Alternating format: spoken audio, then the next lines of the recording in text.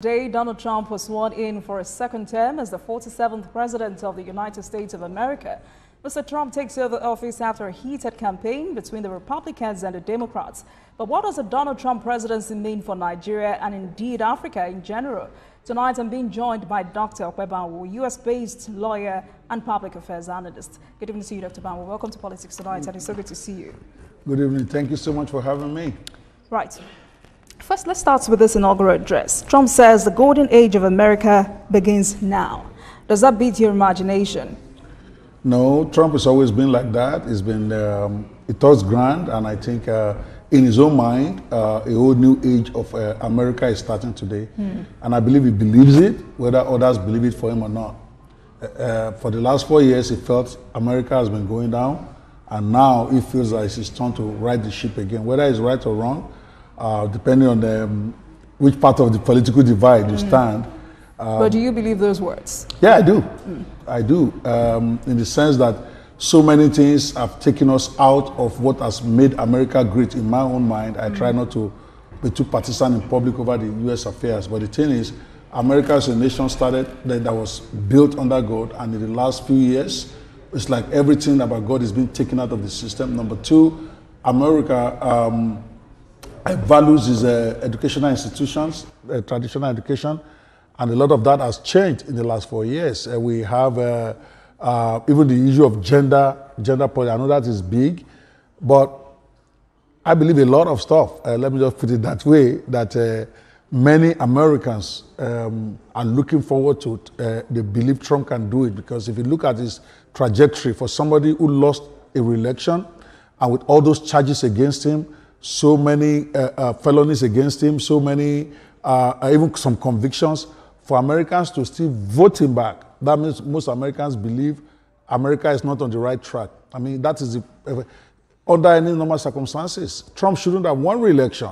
There's just too much baggage, quote and unquote, but for Americans to push all of that aside and still vote him, then that is the most obvious proof that you can have that most Americans don't believe that America is on the right track.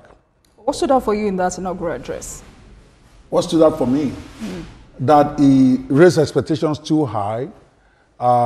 He said so many things that even me, as a who wished him well, I'm not sure he can deliver on all of them. He wants to take back the Panama Canal.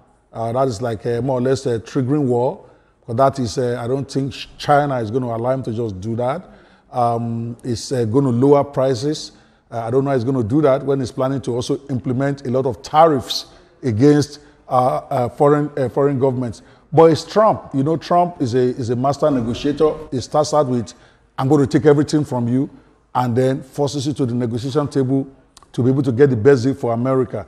So it is epic Trump. He talks grandly, and as much as possible, he tries to back it up. And then it reaches a compromise, then declares victory. So that's what we are seeing tonight, I think. So this is a non-consecutive term.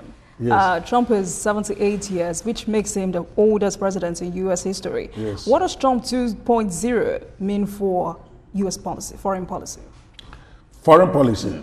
Oh, well, let me not raise too much alarm.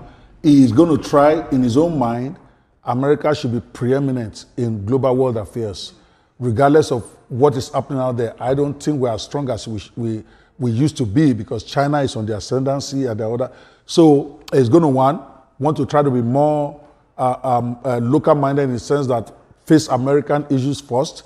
It's not going to care so much about other countries. That's one. Number two, contrary to the image people may have of him, Trump does not like war. War is bad for business, and it's going to stop a lot of those wars out there.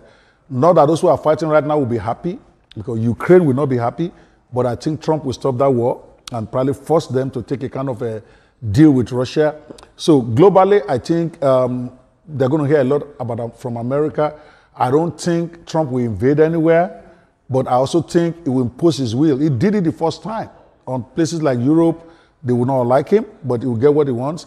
In the Middle East, obviously it's partial towards Israel, and that is not likely to change, but he will also try to bring some modicum of peace there. And also the Arabs, knowing that the man is not going to be balanced towards them, I think will also make them behave. That is my conjecture. See, Trump has been president for 4 years before. People talk as if they don't know him.